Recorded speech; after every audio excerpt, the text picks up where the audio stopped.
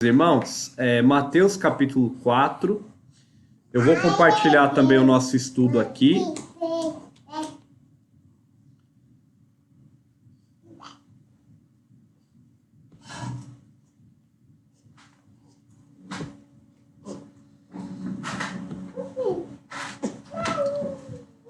Vamos lá.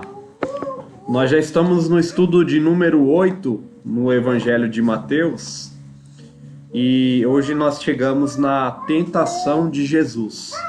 Diz assim a palavra do nosso Deus. A seguir foi Jesus levado pelo Espírito ao deserto para ser tentado pelo diabo. E depois de jejuar 40 dias e 40 noites, teve fome. Então o tentador, aproximando-se, lhe disse: Se és filho de Deus, manda que estas pedras se transformem em pães.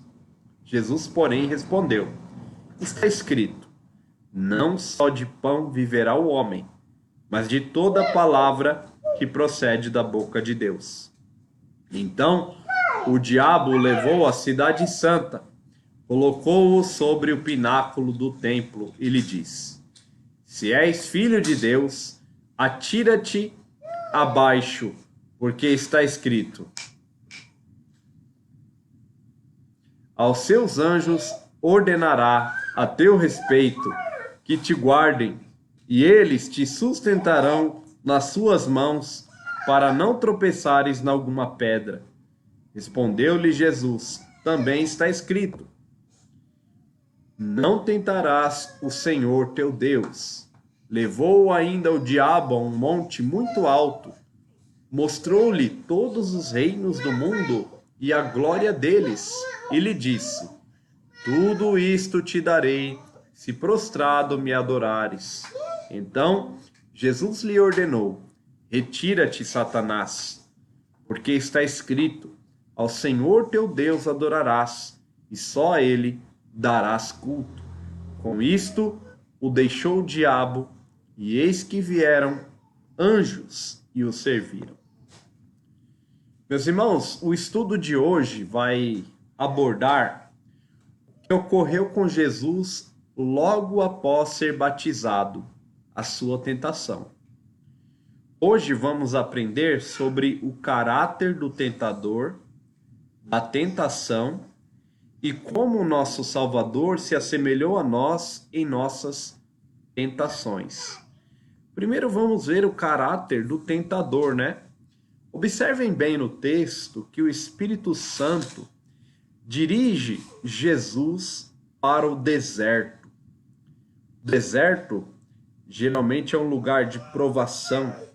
E é interessante notar que em alguns dos evangelhos, os espíritos, segundo a palavra de Jesus, explicando sobre quando ele sai de uma pessoa, ele andava por lugares ermos, seja, pelo deserto. Interessante observar que o Espírito Santo, logo após Jesus ser batizado, dirigiu Jesus para o período chamado de o período probatório, onde ele seria tentado pelo próprio diabo. Aquele período era necessário na vida de Jesus, porque ele estava se identificando com a nossa humanidade. Isso nós vamos ver daqui a pouco.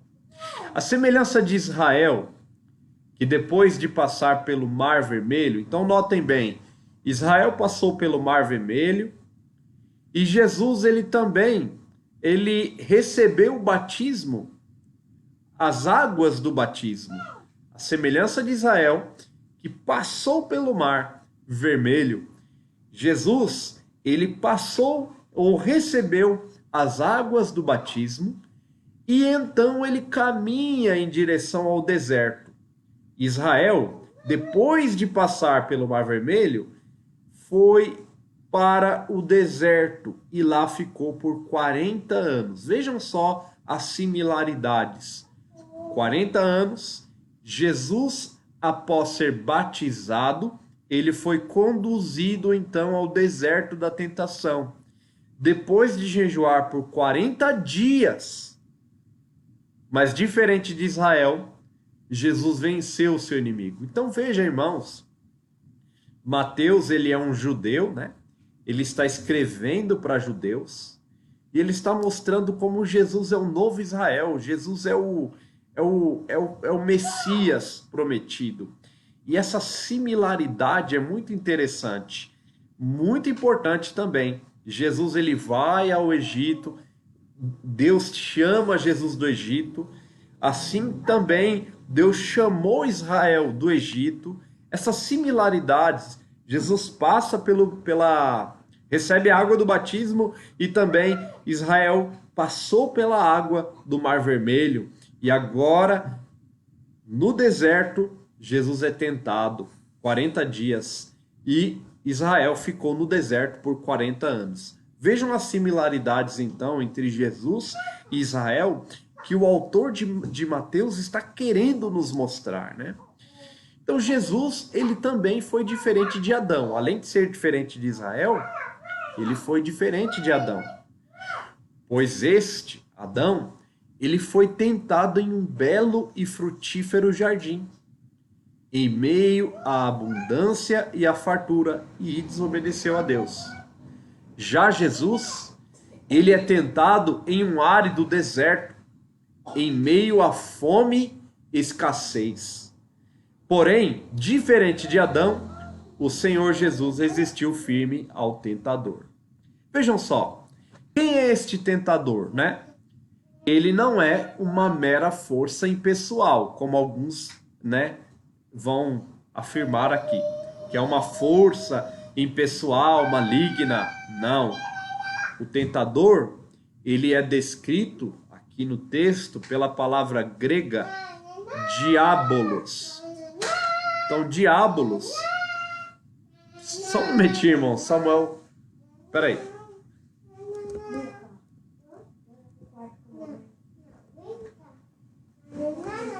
Samuel. Agora. Fala com a mamãe.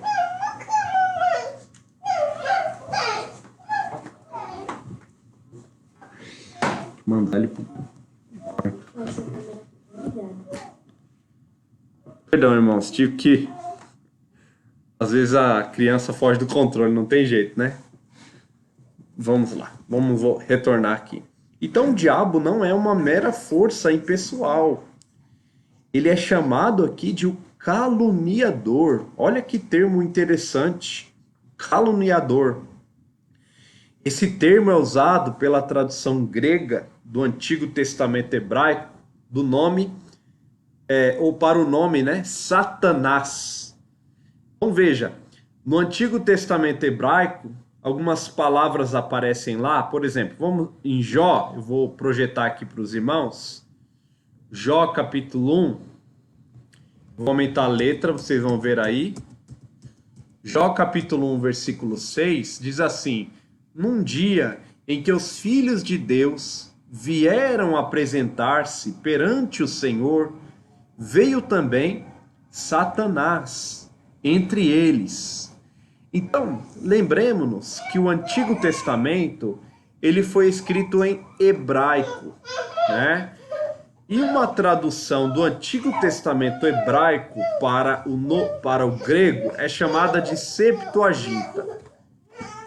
Essa tradução, ela, ao invés de usar o termo Satan aqui, que é Satanás, ela usou o termo diabolos. E agora, lá em Mateus capítulo 4, é o próprio diabolos que aparece para tentar o Senhor Jesus. É o próprio diabolos, né? E todos esses textos aqui, a palavra que aparece é Satanás. Bom, quem é ele? Ele é o principal oponente de Deus, né? O líder das hostes espirituais das trevas. Então, ele aparece em Gênesis, e a tentação em Gênesis é uma tentação contra Deus e contra o homem e a sua mulher, né? Satanás então tenta a mulher a fim de levá-los à ruína, levá-los à queda. Vejam que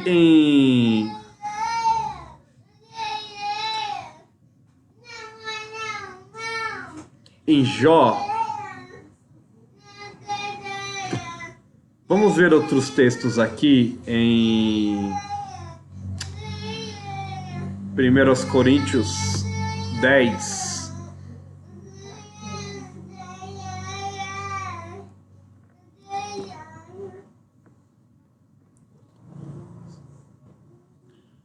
Vamos ver o texto de 2 Coríntios 11. Mas receio que, assim como a serpente enganou a Eva com a sua astúcia, assim também seja corrompida a vossa mente, e se aparte da simplicidade e purezas devidas a Cristo.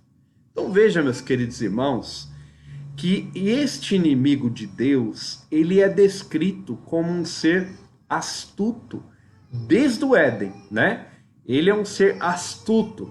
A sua astúcia em tentar, ela tem o objetivo de destruir, de fazer cair, de fazer aniquilar alguém, né? E foi isso que o diabo tentou fazer aqui com Jesus. Vamos seguir. A ousadia do tentador, ela não deve passar desapercebida. Ele foi ousado em tentar o próprio Filho de Deus. Por isso devemos estar atentos, pois certamente nos tentará a fim de ver a nossa ruína espiritual. Devemos nos lembrar das advertências da palavra de Deus sobre o nosso inimigo. Aquele que usa astutamente até mesmo a própria palavra de Deus a fim de enganar. Notem bem, queridos irmãos, que desde o Éden o diabo ele engana até mesmo com a palavra de Deus. Ele faz uso da palavra de Deus para enganar. E não é isso que ele faz na tentação aqui de Jesus? Ele usa o texto sagrado em Mateus capítulo 4. E ele usa mais de uma vez. Vejam, só que ele faz uma má interpretação e também ele faz uma má aplicação do texto sagrado. Veja, em Mateus capítulo 4, ele começa dizendo, né? E ele está tentando Jesus na afirmação que fora feita, de que Jesus era o Filho de Deus. E ele quer saber, né? No versículo 17, uma voz do céu diz: Este é o meu Filho amado, em quem me comprazo.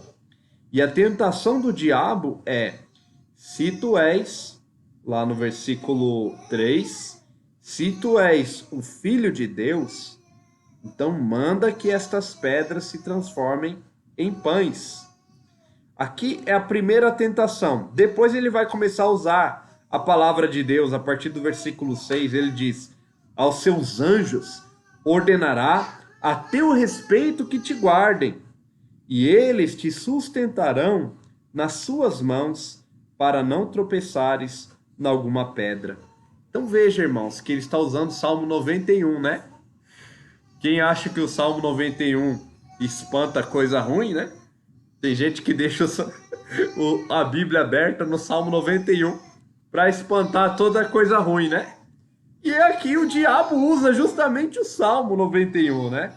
Ele cita o Salmo 91 justamente para tentar o nosso Redentor. Ele é astuto. E veja, irmãos, que ele está usando a palavra de Deus justamente para enganar. Em 2 Coríntios 11:14 diz assim: não é de se admirar, porque o próprio Satanás, ele se transforma em anjo de luz. Por que Satanás faz isso? O apóstolo Paulo diz que ele pode até se transformar em um anjo de luz para enganar, para levar as pessoas à queda, à ruína. Vejam outro texto que descreve a malignidade do nosso adversário. 1 Pedro 5:8. Sede sóbrios e vigilantes. O diabo, o vosso adversário, anda em derredor como leão, que ruge, procurando alguém para devorar. Olha só como Pedro descreve o diabo. Ele descreve primeiro como adversário nosso, adversário dos crentes, que anda ao derredor com o objetivo de, como um leão, né? Que ruge procurando alguém para devorar. Olha como o nosso inimigo é descrito aqui. Como um leão que ruge procurando alguém para devorar. Então veja, meus queridos irmãos, outro texto ainda de Tiago 4,7 que diz: sujeitai-vos, portanto, a Deus, resisti ao diabo e ele fugirá de vós. Então veja, essas são as advertências que nós temos acerca do nosso inimigo. Ele engana, ele pode se fazer de anjo de luz, ele é como um leão que anda ao nosso derredor procurando a quem possa devorar, e nós devemos resisti-lo a fim de que ele fuja de nós. Então veja, essas são as advertências que temos. E devemos perceber, irmãos, uma coisa muito importante no texto. O diabo, ele teve a audácia, a ousadia de tentar o próprio Filho de Deus, gente. O próprio Filho de Deus. Aquele que tinha poder sobre ele, sobre Satanás. Ele foi tentá-lo. Então o diabo não tem medo. Ele não se sente acovardado, nem intimidado. Ele tenta. Ele quer derrubar. O principal objetivo dele é destruir. A Bíblia diz que o diabo veio para matar, roubar e destruir. E ele foi tentar fazer isso com o nosso Redentor. Vejamos então que a tentação, ela também tem o seu caráter, né? Jesus foi tentado de 3 formas, né? Pela provisão, confiança e o poder terreno, né? Vejam, a tentação de transformar pedras em pães, ela corresponde ao impulso de usar em benefício próprio a autoridade recebida do Pai para a provisão, a própria provisão. Então Jesus, ele não veio para ser servido, mas para servir. Então veja, ele estava em jejum, e nós vemos que Jesus é aquele que multiplica os pães, aquele que alimenta uma multidão. O diabo então agora o tenta a fim de que ele use esse poder que ele tinha para o seu benefício próprio e pessoal. Então o diabo está tentando Jesus nas coisas mínimas até o ponto de chegar às coisas mais aparentemente mais tentadoras, né? Que é a questão do poder, né? A tentação de se lançar do alto do pináculo do templo consistia em tentar a Deus sobre a afirmação feita por ele acerca do seu filho. Porque Deus disse assim: este é o meu filho amado, lá no capítulo 3, versículo 17, em quem me comprazo. E aí o diabo, quando no versículo 5 ele diz, colocou sobre o pináculo do templo e diz: se és o filho de Deus, atira-te abaixo, porque está escrito: aos seus anjos ordenará a teu respeito, que te guardem, e eles te sustentarão nas suas mãos, para não tropeçares em alguma pedra. Só que ele só usou uma parte da palavra de Deus. E não é justamente assim que as heresias, irmãos, elas nascem? As pessoas fazem uso de um versículo isolado de toda a Escritura. É assim que as heresias nascem. Um versículo. Aí, o defensor da heresia, que está influenciado pelo próprio diabo, que é o enganador, ele pega um versículo só. E com aquele versículo, ele baseia uma doutrina. E aí ele serve para os inexperientes na fé, que prontamente abraçam essa doutrina como se ela fosse verdadeira. Por isso o apóstolo Paulo, ele também nos exorta sobre os falsos mestres. Devemos estar atentos contra os falsos mestres. Eles estão aí para enganar também, fazendo mau uso da palavra de Deus. Veja, o terceiro aspecto da tentação foi o aspecto de se apoderar de todos os reinos do mundo, da sua glória, por meio de um singelo gesto de ajoelhar-se diante do tentador e adorá-lo. A palavra grega lá é proskinel, que é se prostrar, né? Corresponde, então, a escolher o largo e espaçoso caminho para atingir os objetivos de modo a evitar a porta estreita e o caminho apertado, com as suas cruzes e desafios. Vamos nos lembrar, irmãos, do nascimento de Jesus. Onde ele nasceu? Ele nasceu em uma família simples e humilde. Jesus teve uma infância humilde e ele teve uma vida humilde. Ele tinha casa, seus pais tinham uma casa, mas eles eram simples e humildes. Jesus não tinha riqueza, ele não nasceu em um palácio real. Mas o diabo, então, o tenta mostrando a glória do mundo. A glória do mundo. Contrapondo com o sofrimento que o Redentor experimentaria. O Redentor não experimentaria a glória, ele não experimentou a glória do mundo. Notem, irmãos, que Jesus ele foi cuspido, ele foi esbofeteado, ele foi negado pelos fariseus, pelos saduceus, ele foi perseguido, não tinha glória. O próprio Isaías diz que não havia glória nele, né? Não havia beleza nem formosura nele que nos atraísse. E, de fato, Jesus viveu uma vida difícil, uma vida de sofrimento. E o diabo, então, antes que Jesus inicie o seu ministério propriamente dito, ele o tenta, dizendo, olha essa glória. Olha este mundo. Ele diz assim, todos esses reinos do mundo. Olha só, ele mostrou a Jesus. E no versículo 9 ele diz, tudo isto eu te darei, se prostrado me adorares. Olha que ousadia do diabo. Ele está tentando enganar o dono do universo, a fim de que o dono do universo abra mão do seu sofrimento, da sua angústia, da sua rejeição e abrace, irmãos, a proposta do diabo, servindo a ele e adorando por meio de um prostrar-se diante dele. Vejam então, queridos irmãos, que é justamente nesses mesmos moldes que o diabo também nos tenta. Lá em João diz que nós devemos tomar cuidado com a tentação. Vamos abrir lá em 1 João.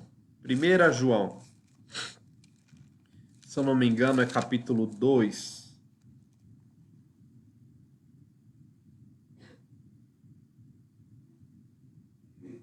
Isso, capítulo 2, versículo 15. Vou projetar aqui também para quem não...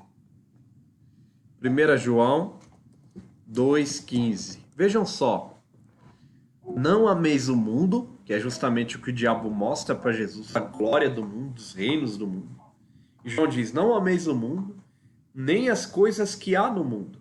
Se alguém amar o mundo, o amor do Pai não está nele. Porque tudo o que há no mundo, a concupiscência da carne, a concupiscência dos olhos e a soberba da vida, não procede do Pai, mas procede do mundo. Então veja que quando o diabo mostra a glória do mundo para Jesus, evidentemente, irmãos, ele quer despertar algo que é a concupiscência, que não existia. O nosso Salvador foi tentado externamente, devemos nos lembrar disso. Ele não foi tentado no coração, porque ele não tinha pecado. Então ele não tinha inclinação para o pecado. Ele foi tentado externamente, igual Adão foi tentado no jardim. Adão não tinha inclinação para o pecado, Jesus também não. Mas externamente ambos foram tentados, tanto Jesus quanto Adão. Mas aqui, a soberba da vida e a concupiscência dos olhos foi que o diabo tentou despertar em Jesus. O desejo pela glória do mundo, o desejo pelo poder do mundo, o desejo pela soberba do mundo, da vida. E Jesus, então, ele persiste resistindo o diabo.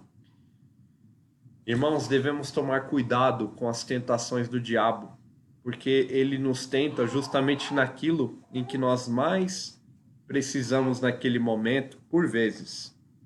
Por vezes não, mas por vezes o diabo, astutamente, ele nos tenta, conhecendo as nossas fraquezas, nos tenta de modo a atacar essas fraquezas, a fim de que nos afastemos do nosso Criador. Por fim, em muito a tentação de Jesus se assemelha à tentação de Israel no deserto. A fome de Israel tinha o intuito de mostrar a eles que ouvir e obedecer a palavra de Deus são as coisas mais importantes da vida. Então Deus permitiu que Israel passasse pela fome para que Israel soubesse que nem só de pão viveria o homem.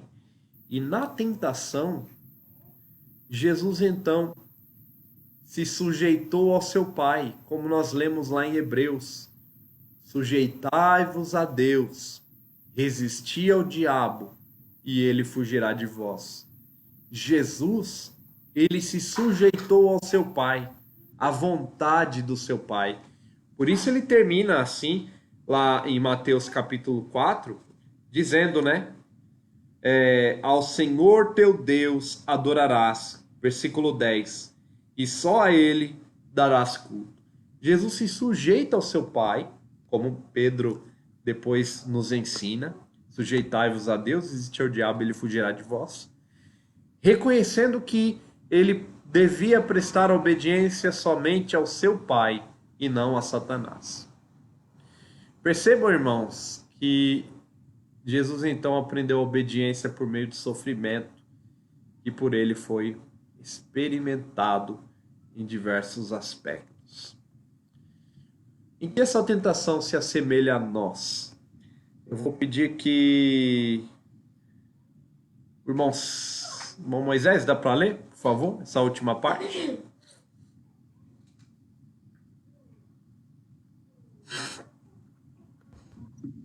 Jesus não venceu a tentação se banhando em sal grosso ou fazendo campanha de 14 dias. Ele venceu a tentação... Rebeca, é só um pouquinho antes. Podemos... Ah, tá, desculpa. Isso. Podemos destacar suas verdades importantes sobre o nosso Senhor Salvador Jesus e nossa tentação. Perdão, primeiro, aí é duas, viu? Não é suas. Em vez do S é o D. Perdão, irmãos. Podemos destacar suas verdades importantes sobre o nosso Salvador Jesus e a sua tentação.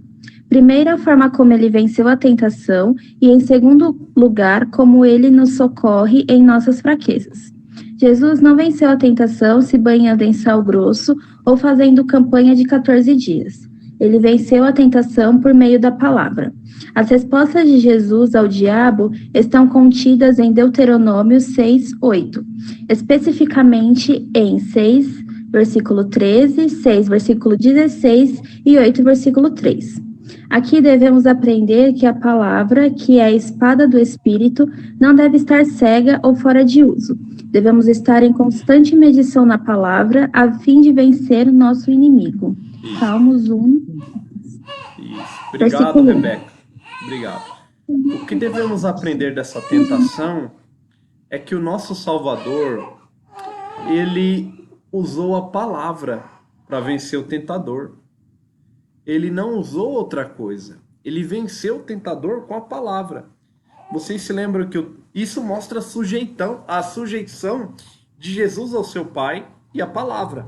Então veja que Jesus respondeu no versículo 4. Está escrito: não só de pão viverá o homem, mas de toda palavra que procede da boca de Deus. Depois o diabo continuou. E aí Jesus no versículo 7... Respondeu Jesus, também está escrito: não tentarás o Senhor teu Deus. E depois, no versículo 10, retira-te, Satanás, porque está escrito, ao Senhor teu Deus adorarás, e só a ele darás culto. Então veja, meus queridos irmãos, que Jesus está sujeito à palavra, e ele usa a palavra, justamente a sua palavra, para vencer o maligno. Lá em Efésios capítulo 6, nós vemos o apóstolo Paulo dizendo que para que possamos estar firmes no dia mau contra as hostes malignas, dos objetos que devemos usar para esse dia de guerra é justamente a espada do Espírito, que é a palavra. Como está o seu estudo da palavra? Como está a sua vida diante da palavra? Você lê a palavra? Você medita na palavra? Querido irmão, a tentação ela virá. A tentação ela vem. Mas à medida que estamos cada vez mais próximos da palavra, nós poderemos vencer a tentação pela força que vem de Deus e pela força que vem da palavra por meio do Espírito Santo operando em nós. Caro irmão, meu apelo final é: estude a palavra de Deus. Faça uso de todos os recursos que você puder, recursos justos que você puder, para usar e meditar na palavra de Deus. Nós temos um recurso valiosíssimo na nossa língua, que é o aplicativo Your Version, que é um aplicativo de Bíblia para o celular. Você pode ouvir a palavra, você pode ler, seguir planos de estudo, planos semanais, devocionais. Nós temos muito material à nossa disposição para nos munir desta ferramenta contra o maligno, que é a espada do Espírito, a palavra de Deus. Faça uso, irmãos. Faça uso da palavra. Esteja firme na palavra, ouvindo a palavra, atento à palavra. É assim que nós venceremos as tentações do nosso adversário. Amém. Deus abençoe, meus queridos irmãos. Em segundo lugar, em segundo lugar, nós podemos descansar na certeza de que temos um Salvador que foi tentado à nossa semelhança e que conhece as nossas fraquezas de forma profunda e real. O nosso Salvador estará sempre pronto a nos socorrer em dias de tentação. Eu sei que já foi o nosso horário, mas este ponto final é importante. Ainda que em algum momento falhemos, ainda que em algum momento cedamos à tentação, que não deveria ser natural e nem normal na vida de um crente regenerado, nós devemos ter a consciência de que o nosso Salvador, ele sempre estará pronto a nos socorrer em dias de tentação. Vejam, Hebreus 2:18 diz: naquilo que ele mesmo sofreu, tendo sido tentado, ele é poderoso para socorrer os que são tentados. Olha que versículo encorajador. No dia da tentação, podemos, então, descansar no nosso Redentor, que é poderoso para nos socorrer no dia da tentação. Além de recorrer à palavra, recorra ao Redentor Jesus e peça a Ele graça e ajuda para vencer a tentação. Que Deus abençoe, meus queridos irmãos. Vamos orar agradecendo a Deus por este estudo da palavra. Eu vou abrir espaço para quem quiser fazer alguma pergunta ou colocação, tá? Depois da oração. Senhor, nós te damos graças por este estudo, por esta palavra. Louvamos o teu nome, porque o Senhor é digno de toda adoração. Fortalece, Senhor, a nossa vida diante das tentações. Guarda-nos, livra-nos, Senhor, em nome do nosso Senhor Jesus Cristo. Guarda o teu povo, guarda a tua igreja, para que sempre possamos nos regozijar fielmente no Senhor Jesus. Amém e amém.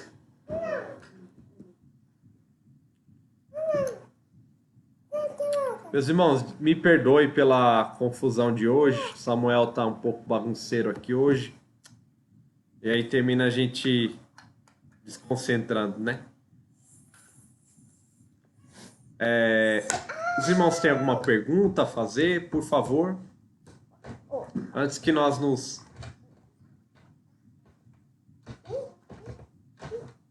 Não? Tem pergunta, irmã Nadir? Não? Ninguém? Uma colocação, nada?